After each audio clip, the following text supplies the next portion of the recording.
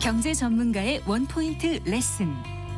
꼭 알아야 할 정보와 이슈를 알기 쉽게 풀어드립니다. 대한민국 경제 고수와 함께 투자의 맥을 짚는 KBS 1라디오 경제쇼. 진행의 성기영 아나운서입니다.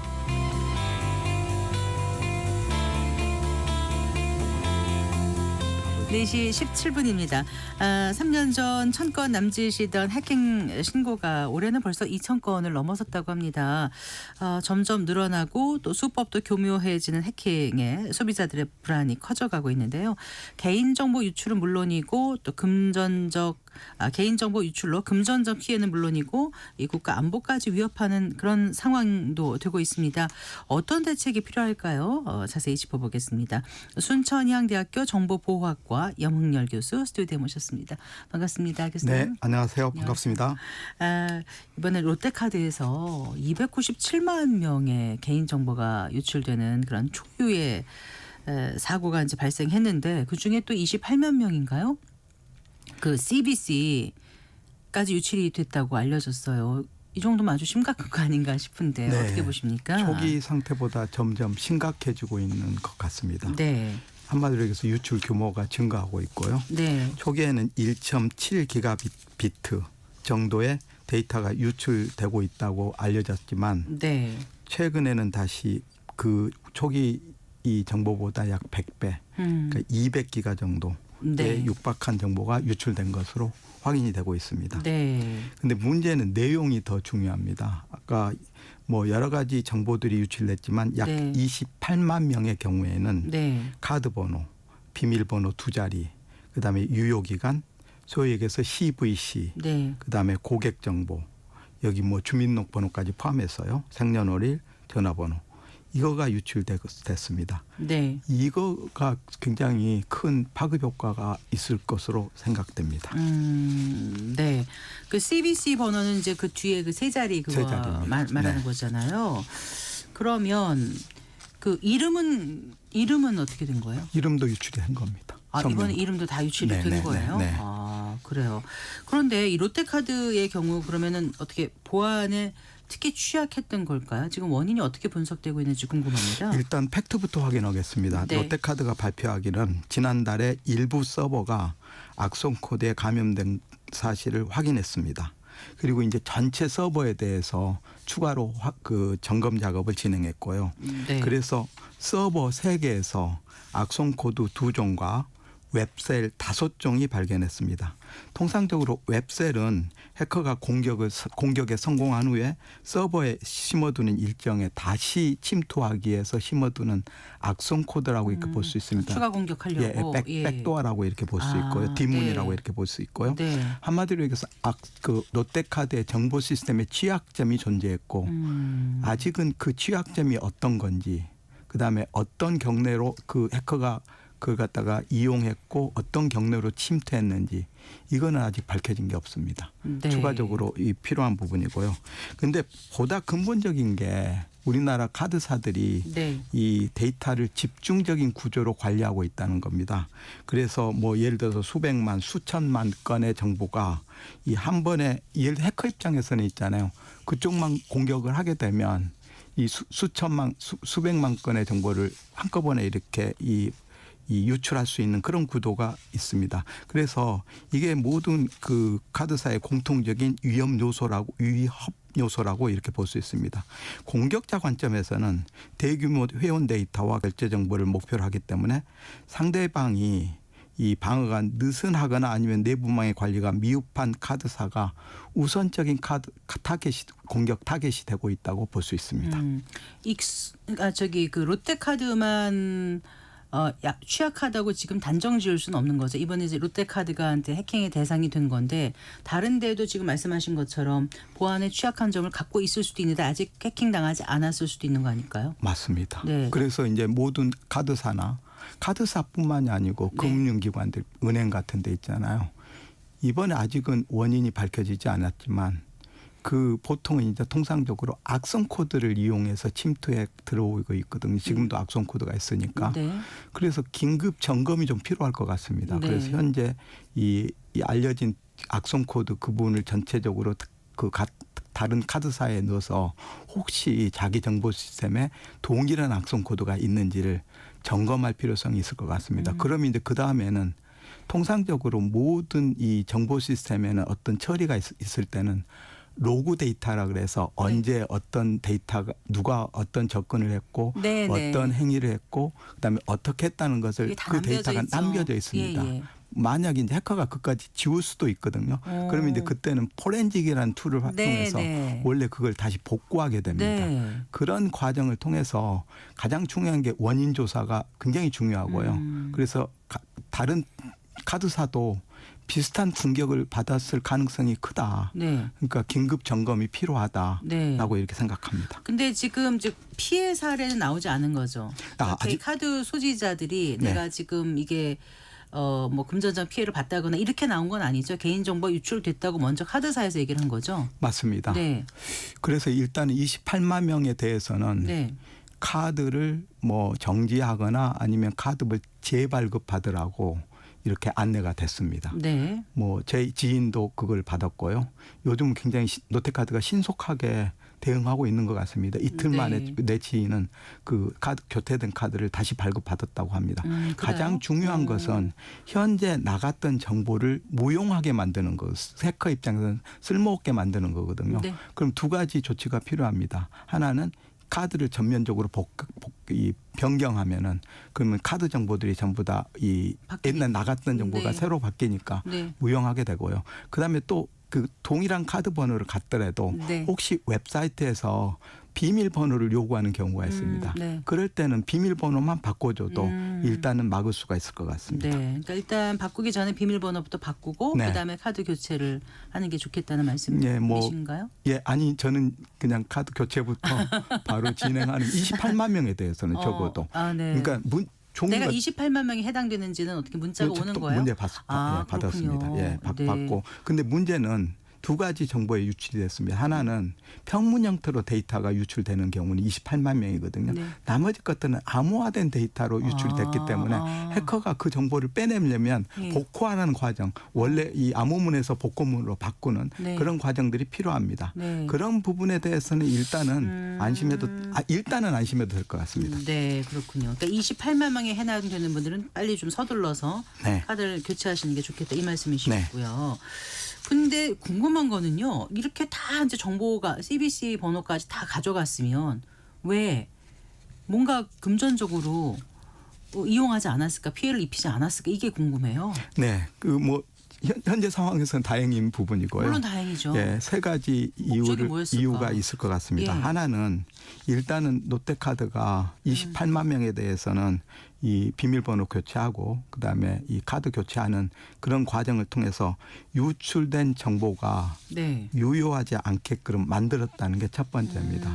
그래서 카드사가 유출된 사실을 인지한 후에 네. 카드 비밀번호 변경이랄지 재발급 조치를 공고했기 때문에 네. 카드사는 그리고 또 카드사는 부정결제 시스템을 항상 그 시스템을 가지고 있습니다. 롯데카드가 그걸 아마 운영하고 있을 겁니다. 그래서 예를 들어서 서울에서 결제가 이루어지고 있는데 같은 카드로 부산에서 이루어지겠다 이러면 5분 이내에 이루어졌다 그러면 어떤 사람이 5분 이내에 서울에서 부산으로 갈 수 없지 않습니까? 날아갈 수는 없잖아요. 예, 그러니까 이제 그거는 체크해서 그게 저절로 돼요. 예, 그걸 체크하고 있습니다. 아. 그리고 어떤 사람은 예를 들어서 전혀 회에 나간 적이 없는데 네. 회에서 결제가 되면 아하. 다시 한번 문자로 이렇게 알려주는 그런 사기 탐지 시스템이라고 그래서 FDS 시스템 이런 부분이 있는 것 같고요. 네. 둘째는 실제로 이제 해커가 시도를 해봤을지도 모르겠습니다. 네. 근데 이제 뭐냐면 그 대부분의 온라인 그 결제 시스템에서는 네.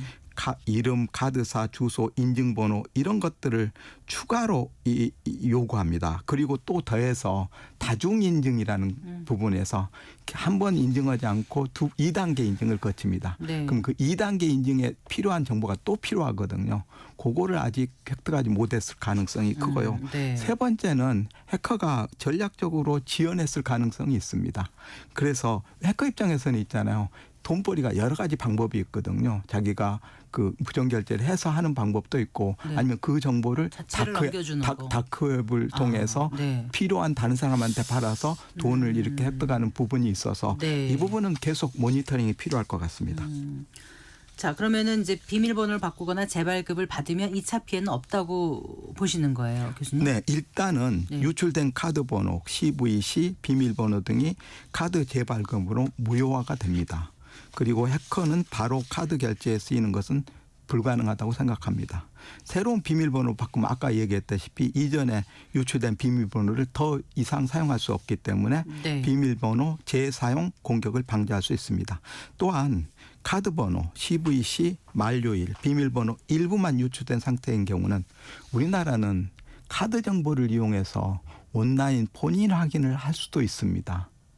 네. 온라인 본인 확인이라는 것은 다른 예를 들어서 다른 온라인 사이트에 가입을 하거나 아니면 새로운 뭐 계정 금융기관의 계정을 새로 만들거나 뭐 이럴 때 하는데 그때 요구하는 게 주민번호 네. 그다음에 등록된 휴대폰 번호 꼭 있어야 되죠. 이런 거 네. 필요하고 네. 2차 2차 인증이 필요합니다. 그래서 2차 인증은 통상적으로 두 가지 방법으로 하는데요. SMS 인증하고 ARS 인증을 하고 네, 있습니다. 네. 그래서 요거까지 필요하고 그래서 아직은 이것을 완성하는 데 필요한 추가적인 두 번째 이 추가적인 정보들을 획득했을지 못했을 경우가 있겠다라고 네. 생각합니다. 네. 그렇지만 이미 정보가 나갔기 때문에 그 카드사나 이 사용자는 주의와 관찰이 필요하다고 생각합니다. 네, 그래요. 근데 사고가 발생한 게 지난달 아니었나요? 네, 그래서 20일 정도 지났습니다. 네, 네. 너무 늦게 그 경위가 구체적으로 밝혀지면서 소비자들이 더 지금 화가 많이 난 그렇습니다. 상태인데요. 네, 네, 네. 지금 이제 롯데카드는 롯데카드고 KT 같은 경우에요. 이제 무단 그 소액 결제 사태가 있지 않았습니까? 근데 이게 지금 나타난 게 빙산의 일각이다. 뭐 서버 침해 정황도 추가로 확인되고 있다고 하던데 어떤 상태예요 지금, 네. 교수님? 기술적으로는 세 가지의 사건이 발생했습니다. 네. 침해 사건이요. 첫 번째는 뭐냐면은 해커가 만들었을 것으로 추정하는 유령의 가짜 펜토셀이라고 불려진 네. 초소형 기지국이 네. 문제는 그 만드는 것은 하드웨어이기 때문에 굉장히 쉽습니다. 아, 그게 KT의 쿼망에 붙기 위해서는 네. 통상적으로 인터넷 보안 프로토콜의 규약인 네. 그 규약에 이용되는 인증키 값이 필요합니다. 네, 네. 그런데 그 인증키를 어디서 획득했는지는 모르겠는데 네. 여하튼 현재 KT 발표에 의하면 두 개 이상의 펜토셀 유령의 펜토셀 기지국이 네. 쿼망에 붙었다. 네. 그러면 인증키는 어디서 구했는지는 추가적인 조사가 필요한 부분이고요. 네. 두 번째는 아까 얘기했다시피 무단으로 사용자 모르게 소액 결제가 이루어졌다. 네. 그때 필요한 추가적인 정보는 휴대폰 번호, 이름 네. 등 기본 정보와 주민등록번호 앞에 이 6자리하고 네, 그다음에 네. 성별 정보 있잖아요. 네, 네. 요게 필요하고 그다음에 추가적으로 전송되는 OTP, ARS 인증, 요 SMS 인증 요게 필요합니다. 요게 성공했다는 겁니다. 네. 요게 성공했습니다. 팩트는. 예. 예. 그리고 세 번째는 지금 그 앵커님이 얘기하셨다시피 KT 서버에 네. 추가적으로 침해 흔적이 4건 발생됐고 의심 정황이 2건 발생됐다고 한국인터넷진흥원에 신고했습니다. 이 모든 그 사고가 발생하면 침해 네. 사고가 발생하면 정보통신망 이용 촉진 및 정보보호 등에 관한 법에 의해서 인터넷진흥원은 24시간 이내에 신고하게 돼 있습니다. 이거는 신고한 거고요. 네. 그래서 이제 이 부분에 대해서는 그러면 문제는 첫 번째 사고하고 두 번째 사고하고 세 번째 사고가 네. 연결이 된 건지 그러니까 무슨 얘기냐면 두 번째 정보가 추가 네. 정보가 첫 번째 사고에서 뽑아 쓴 건지 네. 아니면 두 번째 정보를 다른 데서 이렇게 다른 데서 추적해 가지고 예. 뽑아 사용해서 유출해서 그거를 두 개를 결합한 건지 그 확인을 좀 해야 되겠네요. 아니면 세 번째가 두 번째로 이렇게 연결된 건지 네. 이거는 조사하고 수사가 필요한 상태입니다. 그런데 일단 용의자 2명이 붙잡혔다고 뉴스가 전해졌던 걸로 알고 있거든요. 네. 근데 어떻게 된다고 지금 보세요? 이 2명만으로 가능했었을까? 저는 이번 예. 사건은 네. 그 통신망 보안 규격도 알아야 되고요. 그다음에 해킹 기술도 알아야 되고 그리고 이거를 조정할 수 있는 그런 조정하는 그룹이 있을 것 같습니다. 네. 소위 얘기해서 주범 공범이 있을 것 같고요. 이번에 밝혀진 용의자 두 사람은 행동책이라고 이렇게 생각합니다. 누군가는 네. 이 공격을 이렇게 주도했던 그룹이 있었을 걸로 이렇게 생각합니다. 네. 그래서 이게 이제 국제적인 수사가 좀 필요한 부분이고요. 그래서 이거를 어떻게 이렇게 이 찾는지에 대해서는 추가적인 수사나 아니면 조사가 필요하다. 근데 현재는 저 행동책이 바뀌었기 때문에 네. 모든 가능성을 항상 이렇게 교수들이 이렇게 얘기하기는 빠져나가기 위해서 모든 가능성을 열어두고 조사를 해야 된다라고 이렇게. 얘기를 하는데 저도 그렇게 얘기하겠습니다. 네. 일단 SKT부터 KT 또 롯데카드까지 지금 해킹 사고가 점점 잦아지고 있어서 소비자들의 불안을 키우고 있습니다. 일단 이렇게 잦아지고 있는 이유가 뭐라고 보세요, 교수님? 해커 입장에서는 돈벌이가 되고 있습니다. 네. 그래서 이제 특히 통신 금융이 가진 데이터의 가치가 굉장히 크고 그에 비해서 기업의 보안 체계가 미흡하다. 그리고 사후 대응 중심이다. 우리가 대응을 할 때는 두 가지가 있거든요. 네. 사전에 예를 들어서 이번에 모든 그 유출된 정보가 암호화됐다면 훨씬 더 이 피해가 적었을 겁니다. 암호화 데이터가 유출이 됐다면요. 네. 그게 이제 사전 대응 체계고요. 네. 그다음에 사고가 나서 그 이후에 대응하는 게 사후 대응 체계인데 네. 현재 대응 체계는 사후 대응 체계에 집중돼 있다. 그래서 네. 사전 대응 체계를 좀 더 강화할 필요성이 있다라고 하는 거고요. 네. 그다음에 우리나라가 사실은 디지털 전환이 굉장히 많이 되고 있는 부분입니다. 네. 모든 정보통신 서비스가 인터넷을 통해서 이루어지고 있습니다. 그렇기 때문에 해커 입장에서는 공격거리가 많아진 거고요. 네. 그런데 기업의 정보 시스템에는 그 해커가 공격을 이용할 취약점이 많은 겁니다. 네. 그럼 이제 그 취약점들을 해커가 공격해서 이 정보 시스템에 침투해서 정보 유출로 이어지는 그러니까 침해 사고 플러스 정보 유출이 같이 가고 있습니다. 지금 계속. 그래서 일단은 막는 것은 침해 사고를 먼저 막아야 될 것 네. 같습니다. 그리고 그리고 한 가지 또 중요하게 생각한 것은 랜섬웨어 같은 경우는 왜 지난번에 신용보증회사에 랜섬웨어 공격이 있었지 않습니까? 네.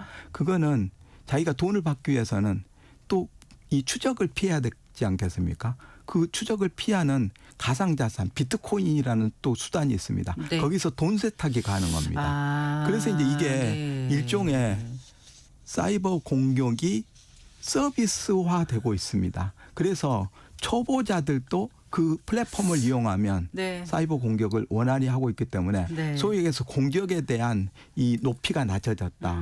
그러니까 낮춰졌다고 그렇게 그러니 생각합니다. 정말 국내 기업들 이제 보안 투자에 각별히 좀 신경을 써야 되는데 어떤 사태가 일어나도 늑장 대응하는 것 같고 빨리 발표도 안 해주고 또 보상 이런 문제도 그렇고 소비자들이 많이 불만이 쌓여갈 수밖에 없습니다. 네, 맞습니다. 현재 이 기업들은 소극적이고 형식적인 보상에 그치고 있는 경우가 많습니다. 그리고 이제 몇 개월간, 그러니까 사실은 피해가 나서는 장기간으로 모니터링해서 그 피해를 이렇게 보상을 해줘야 되는데 네. 단기간 지난번에 SKT도 그랬었죠. 굉장히 짧은 기간에 위약금 면제를 해줬잖아요. 그래서 그런 경우가 많은 것 같습니다. 네. 그리고 그래서 소비자가 실제적으로 겪을 수 있는 장기적인 피해, 예를 들어 피싱, 신원 도용, 그다음에 신용도 하락 등을 고려하지 않고 있는 것 같습니다. 네. 또한 그 기업 입장에서는 자기들은 어쩔 수 없다. 이게 이 고도화되고 지능화된 공격이기 때문에 네. 자기들은 열심히 막으려고 했는데 어쩔 수 없다라고 이렇게 변명할 가능성이 있습니다. 그리고 이제 보상도 입증을 소비자가 하게 돼 있습니다. 네, 네. 그래서 이제 그 대부분의 소비자들이 사실 소비자 입장에서는 자기가 피해졌다는 것을 입증하는 게 상당히 어렵지 않습니까? 네, 네. 이런 부분입니다. 그리고 이제 기업의 책임 구조도 보안의 책임 구조도 개선돼야 될 것으로 생각합니다. 이사회 차원에서 보안 사고를 발생 시에 경영진의 책임을 명문화하고 사고 은폐나 아니면 지연 보고가 발생하면 징벌적 과징금을 부과해야 할 것으로 생각합니다. 그 정부의 역할에 대해서는 어떤 얘기를 좀 해주시겠어요? 지금 시간이 많지 않아서 짧게 네. 좀 정리를 해주신다면요, 교수님. 네, 정부의 역할은 굉장히 중요할 것 같습니다. 사전 대응 체계에 집중해야 된다고 생각합니다. 네. 사후 정부가 일일이 사건 날 때마다 사후 대응 체계를 이렇게 하는 것은 정부의 업무가 오버로드 될 것 같은 생각이 네, 듭니다. 네. 그래서 사전 대응 체계를 강화해야 된다. 그래서 핵심 산업 부분에 대해서는 최소의 보안 요구 사항을 이렇게 요구하고 네. 그다음에 이게 한 해커 입장에서는 한 곳의 공격에서 이용됐던 악성 코드를 다른 곳에 이렇게 이용하는 경향이 있습니다. 그러면 한 곳에서 수집되는 탐지되는 악성 코드를 다른 곳으로 이렇게 이 정보 공유를 한다면 다른 곳이 또 막아질 수 있지 않습니까? 그런 정보 공유 체계가 활성화할 필요성이 있다라는 부분이고요. 그리고 훈련 그러니까 네. 사전에 이 사건이 났을 때 어떻게 네. 대응할 수 있는 그 훈련에 대한 매뉴얼을 이렇게 좀 알려준달지 네. 아니면은 뭐 모의 해킹을 이렇게 이 정부가 좀 지원해서 네. 이 기업한테 지원한달지 네. 아니면 취약점 정보. 네. 그러니까는 기업이 이렇게 정보 시스템을 운영하는데 거기에 굉장히 많은 취약점들이 있거든요. 기업이 자체적으로 할 수도 있지만 정부가 좀 지원해 줄 수도 있겠다라는 생각이 듭니다. 네. 끝으로 개인들이 조심할 수 있는 부분도 알려주신다면요. 예, 굉장히 많은데요. 첫 번째 우리가 그 인터넷 계정에 있어서의 비밀번호 관리가 굉장히 중요합니다. 안전한 비밀번호 사용해야 되고요. 그래서 8자리 이상 그다음에 문자, 숫자, 특수문자 요걸 네. 결합해서 사용할 부분이 있고요. 두 번째는 필요 이상의 정보를 줄 필요가 없습니다. 서비스에 꼭 필요한 정보만 필수 정보만 동의해서 주는 게 가장 중요하고요. 네. 그다음에 혹시 이번 같은 경우 롯데카드 같은 경우는 그 카드가 자기도 모르는 사이에 다른 사람에 의해서 도용될 가능성이 있으니까 그 면밀히 살펴볼 필요성이 있거든요. 그래서 이제 뭐 고지서를 이렇게 봐서 혹시 이렇게 자기가 결제하지 않은 사항이 있다면 그거를 반드시 찾아내서 이 해당 통신사에 신고한달지. 네, 네. 그리고 가장 중요한 게 네. 소비자의 이 스마트폰 보안이 악성 코드에 감염되지 않도록 해야 됩니다. 네. 그럼 보통 어떻게 해커들이 유인을 하냐면 네. 일단은 뭐 부고 문자랄지 아니면 결혼 문자 뭐 이걸 통해서 SMS 네. URL을 이렇게 네, 클릭하게 네, 됩니다. 네. 그럼 그게 잘못 클릭하게 되면 거기에 악성 코드가 깔리게 되고 그래서 자기의 이 스마트폰이 이 해커에 의해서 완전히 장악되는 그런 상황입니다. 그래서 저는 이런 부분들을 국민들의 사이버 보안 기본 수칙이라고 생각합니다. 이외에도 몇 가지가 있는데요. 네. 기본 수칙의 준수를 할 필요성이 있겠다라고 생각합니다. 알겠습니다. 잘 들었습니다. 고맙습니다. 네, 감사합니다. 네, 염흥열 순천향대 정보보호학과 교수와 얘기 나눠봤습니다.